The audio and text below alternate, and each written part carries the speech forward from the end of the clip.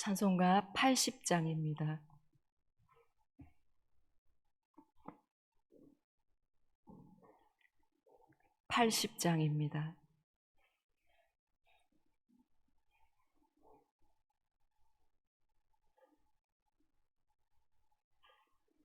천지에 있는 이름 중 귀하고 높은 이름, 주 나시기 전 지으신 구주의 이름 예수.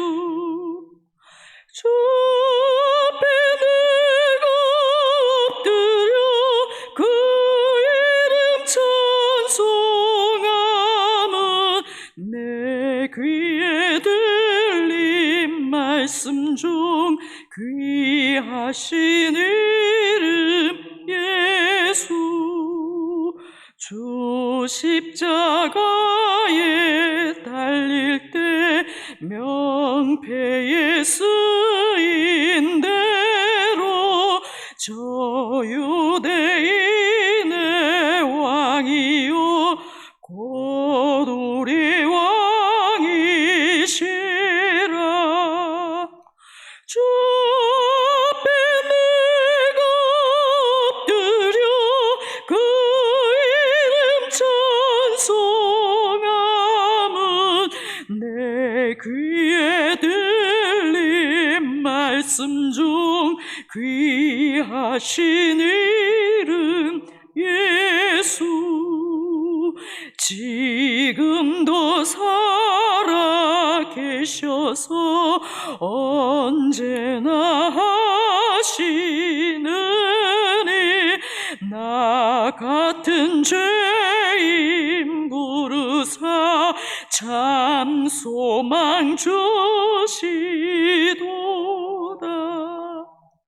주 앞에 내가 엎드려 그 이름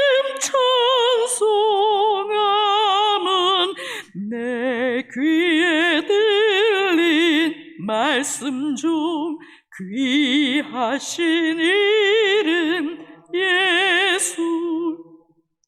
주 예수께서 영원히 어제나 오늘이나 그 이름으로 우리에게 참 복을 내리신다.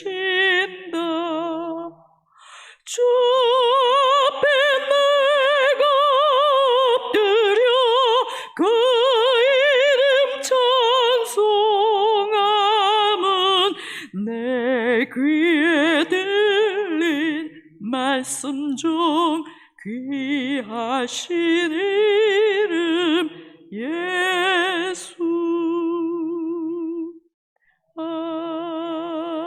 아멘. 고린도전서 16장 13절에서 24절 말씀입니다. 고린도전서 16장 13절에서 24절 말씀 교독하신 후에 마지막 절 함께 읽겠습니다. 깨어 믿음에 굳게 서서 남자답게 강건하라. 너희 모든 일을 사랑으로 행하라. 형제들아, 스데바나의 집은 곧 아가야의 첫 열매요 또 성도 섬기기로 작정한 줄을 너희가 아는지라. 내가 너희를 권하노니 이 같은 사람들과 또 함께 일하며 수고하는 모든 사람에게 순종하라. 내가 스데바나와 브드나도와 아가이고가 온 것을 기뻐하노니 그들이 너희의 부족한 것을 채웠음이라. 그들이 나와 너희 마음을 시원하게 하였으니 그러므로 너희는 이런 사람들을 알아주라.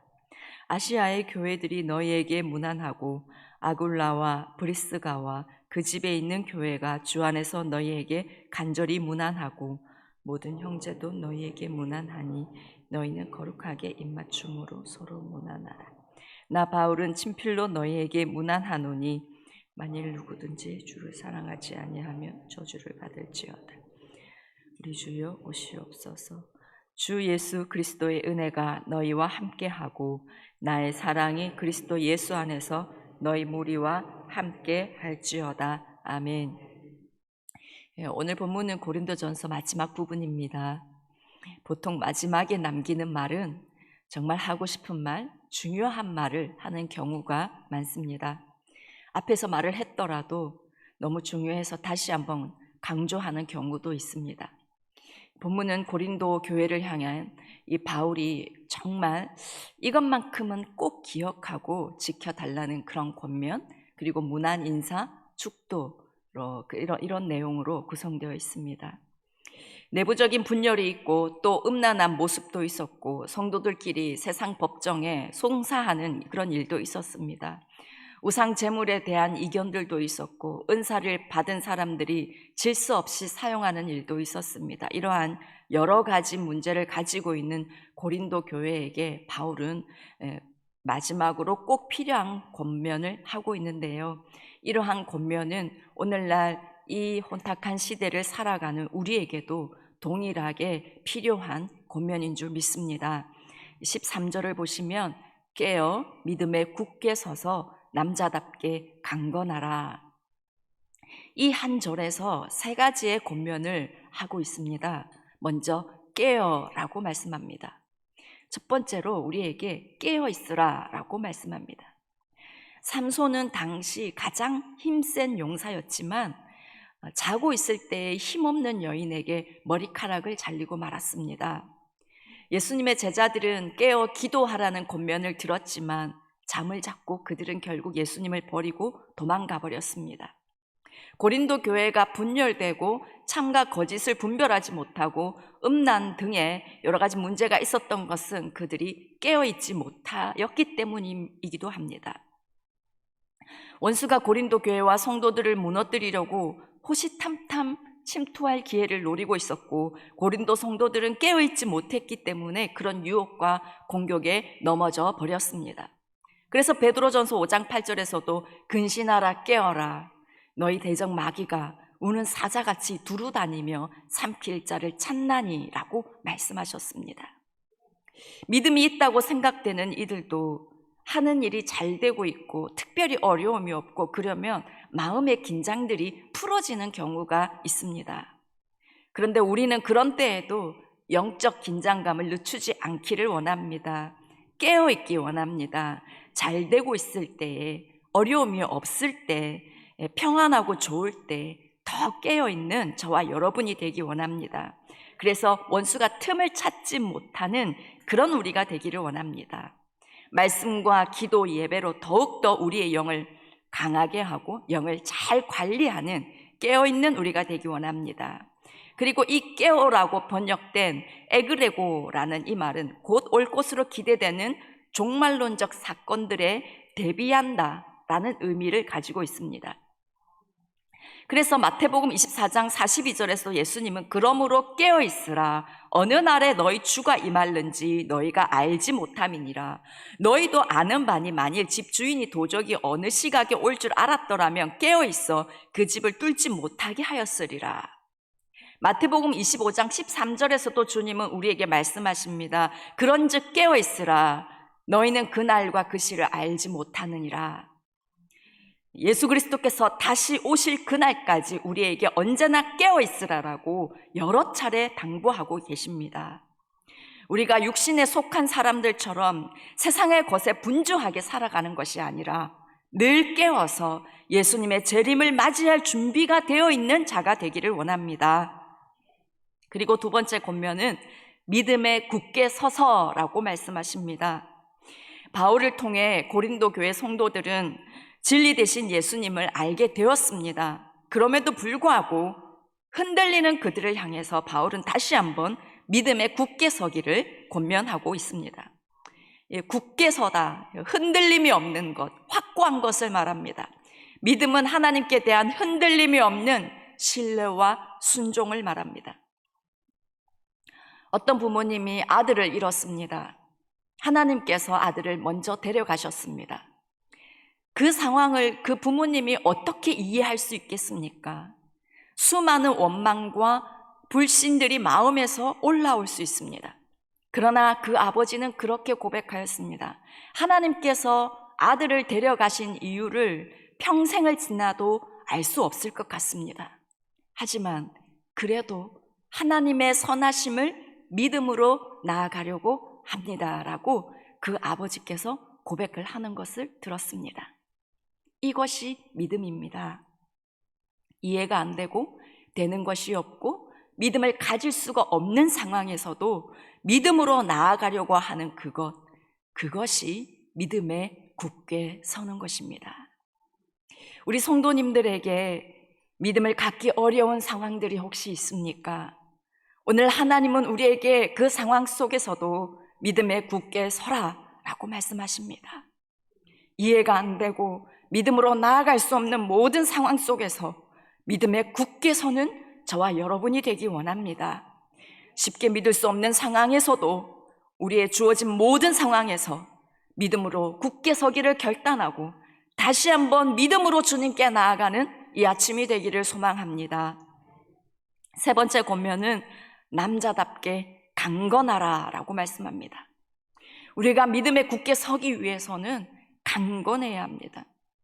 이해가 되지 않는 상황 속에서 또 우리에게 닥쳐오는 시련과 괴로움과 슬픔과 낙심과 유혹과 상실감, 이런 모든 것들을 물리치고 믿음에 굳게 서기 위해서 우리는 강건해야 합니다. 이 강건함은 우리 스스로의 힘으로 강건할 수가 없습니다. 그래서 강건하라의 원어 크라타이오는요, 수동태입니다. 이 강건함은 하나님으로부터만 얻을 수 있는 강건함입니다.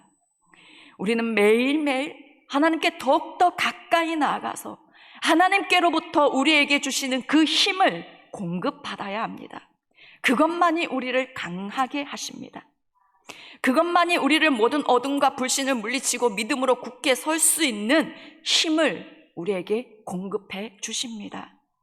오늘 이 새벽에도 하나님께 기도로 나아갈 때 하나님으로부터 주시는 강함을 공급받는 시간이 되기 원합니다. 지친 영혼이 하나님께서 주시는 새 힘을 얻어서 강건하게 되는 그런 은혜가 오늘도 이 새벽에 있기 원합니다. 그리고 네 번째 권면은 14절입니다. 너희 모든 일을 사랑으로 행하라. 우리가 교회와 영혼을 섬길 때 모든 일을 사랑으로 행하라 라고 말씀합니다. 세상은 일이 우선입니다. 그러다 보니 사람이 상처를 받기도 하고 낙오자가 생기기도 합니다. 그러나 교회는, 하나님의 나라는 그렇지 않습니다. 부족하고 약한 사람들도 소외시키는 것이 아니라 보조를 맞추어 주고 함께 가야 합니다. 이렇게 하는 것이 사실 매우 답답하고 힘들게 느껴질 수 있습니다. 그런데 오늘 본문은 모든 일을 사랑으로 행하라 라고 하십니다. 그래서 고린도전서 13장에서 말씀하신 그 사랑이 우리에게 너무나 필요함을 오늘도 절감합니다. 우리의 삶과 사역에서 모든 일을 사랑으로 행하기를 오늘도 다시 한번 결단하며 하나님의 그 사랑이 저에게 오늘도 부어지기를 간절히 소망하는 이 새벽이 되기 원합니다. 이제 바울은 15절부터 18절까지 스데바나에 대해서 말씀하고 있습니다. 15절입니다. 형제들아, 스데바나의 집은 곧 아가야의 첫 열매요 또 성도 섬기기로 작정한 줄을 너희가 아는지라 내가 너희를 권하노니. 스데바나의 집은 아가야의 첫 열매다라고 소개하고 있습니다. 스데바나 집 사람들이 아가야 지방에서 처음으로 예수님을 믿은 사람들인 것이죠. 쉽게 말해서 고린도 교회의 개척 멤버였습니다. 바울이 아가야 지방에 가기 전에 바울이 아덴에서 복음을 전했지만 열매가 없었습니다. 참 어려운 마음으로 아가야에 갔을 것입니다. 그런 상황에서 얻은 첫 열매가 스데바나 집 사람들이었습니다. 바울에게는 그것만으로도 참 귀한데 스데바나 집 사람들이 더 귀한 것은 성도 섬기기로 작정한 줄을 너희가 아는지라. 성도 섬기는 일에 얼마나 열심을 다했는지 고린도 성도들도 그것을 다 알고 있을 정도였습니다. 이런 스데바나를 향해서 바울은 16절에서는 스데바나와 같은 사람들과 함께 일하고 순종하라. 그리고 18절에서는 이런 사람들을 알아주라 라고 말씀합니다. 성도 섬기는 일에 작정하고 열심을 다해 섬기는 그 사람을 바울은 알아주고 오늘 본문을 통해서 그를 높여주고 있습니다. 바울의 마음이 이러하다면 우리 하나님의 마음은 더욱 그러할 줄 믿습니다. 하나님은 섬기기로 작정한 사람을 알아주시는 분이십니다. 그런 사람을 높여주시는 분이십니다. 그래서 누구든지 자기를 높이는 자는 낮아지고 누구든지 자기를 낮추는 자는 높아지리라 말씀하셨고, 또 자기를 낮추는 자가 천국에서 큰 자니라 라고 말씀하셨습니다. 우리가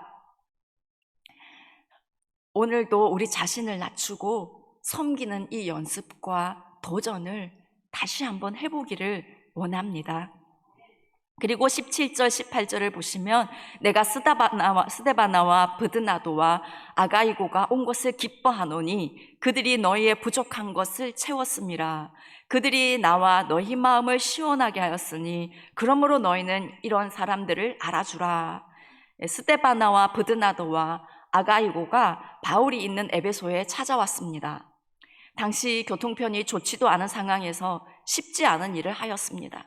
그리고 그들이 온 이유는 고린도 교회의 여러 가지 질문들과 이 문제들에 대해서 바울에게 조언을 듣기 위해서였고, 또 바울의 답변이 담긴 바울의 편지를 고린도 교회에 전달하기 위해서였습니다.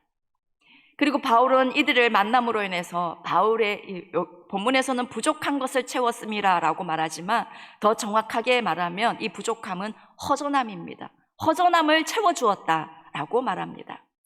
그리고 18절에서는 마음을 시원하게 하였다라고 표현하고 있습니다.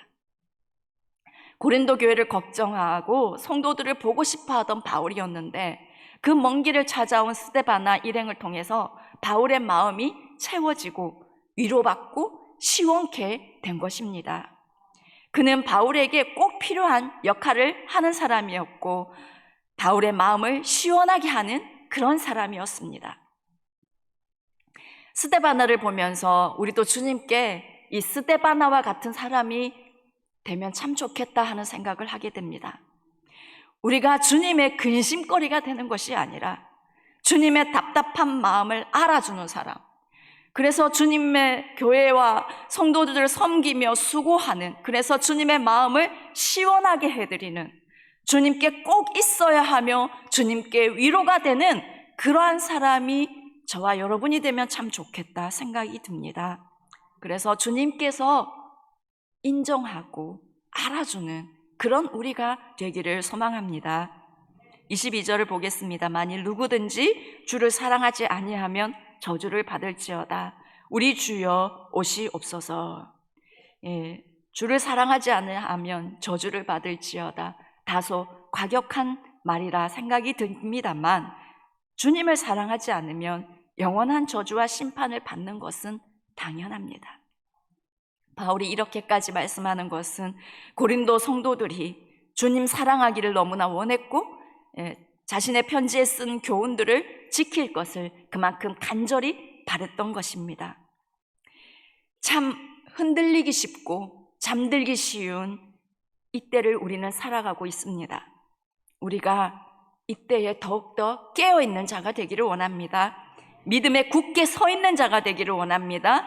영적으로 강건한 사람이 되기를 원합니다. 모든 일에 사랑으로 행하기를 원합니다. 우리가 주님의 마음을 시원케 하는 자가 되기 위해서 오늘 나는 어떻게 할까? 오늘 기도하면서 생각해 보기 원합니다. 그래서 주님께서 인정하시고 주님께서 알아주시는 그 은혜가 저와 우리 모두에게 있기를 간절히 원합니다. 기도하겠습니다. 하나님 아버지, 어떠한 상황에서도 깨어있기 원하고 믿음에 굳게 서 있는 우리가 되기를 원하지만 상황을 바라보며 힘들어하는 우리를 발견하곤 합니다. 하나님, 오늘도 하나님 상황과 상관없이 믿음에 다시금 굳게 서기를 결단합니다. 그래서 주님께 나아가기 원합니다. 주님 저희들에게 찾아오셔서 주님만이 주실 수 있는 힘으로 우리를 강건하게 붙들어 주시기를 간절히 원합니다. 어떠한 상황에서도 믿음으로서 하나님 강한 우리가 되게 하여 주시옵소서. 하나님 우리의 마음과 생각이 오직 주님께 향하여 있고 하나님 영혼에 향하여 있고 교회에 향하여 있고 하나님의 나라에 향하여 가 있는 자가 되기를 원합니다. 그래서 하나님 아버지 주님의 마음을 시원케 해드리는 저와 우리 모두의 삶이 되게 주님 도와주시옵소서. 하나님 부흥사경회가 아버지 다가오고 있습니다. 하나님 강사 목사님의 컨디션 하나님께서 붙들어 주시고 하나님 우리 교회에 가장 필요한 말씀이 선포되게 하여 주시고 이 부흥성회를 통해서 우리 교회 모든 성도들이 영적으로 더욱더 성장하게 되는 귀한 은혜의 시간이 되게 하여 주시옵소서. 하나님 아버지 정치인들, 국회의원들, 하나님 아버지 그들을 주님께서 함께 하시사 국정을 바르게 감당할 수 있도록 주여 도와주시옵소서. 특별히 차별금지법의 실체를 알게 하셔서 차별금지법안을 막아서게 하여 주시고 낙태의 실상을 알게 하셔서 낙태금지법안이 입법되게 주님 붙들어 주시옵기고 역사하여 주시옵소서. 하나님 성경적 가치관이 존중되는 나라, 그 가치관들이 입법되는 나라가 되어서 이 나라가 거룩한 대한민국 되게 주님 도와주시옵소서. 하나님 아버지 오늘 우리가 기도하며 나아갈 때에 하나님 아버지만을 간절히 찾는 시간이 되기를 원합니다. 그리하여 하나님의 그 사랑이 우리 마음 가운데 부음받게 해주시고 그 사랑 가운데 깊이 들어가 그 사랑으로 인하여 하나님 모든 것을 넉넉히 감당할 수 있는 우리 모두가 되게 주님 도와주시옵소서. 이 모든 말씀 예수님의 이름으로 기도드립니다. 아멘. 하늘에 계신 우리 아버지, 아버지의 이름을 거룩하게 하시며 아버지의 나라가 오게 하시며 아버지의 뜻이 하늘에서와 같이 땅에서도 이루어지게 하소서. 오늘 우리에게 일용할 양식을 주시고 우리가 우리에게 잘못한 사람을 용서하여 준 것 같이 우리 죄를 용서하여 주시고 우리를 시험에 빠지지 않게 하시고 악에서 구하소서. 나라와 권능과 영광이 영원히 아버지의 것입니다. 아멘.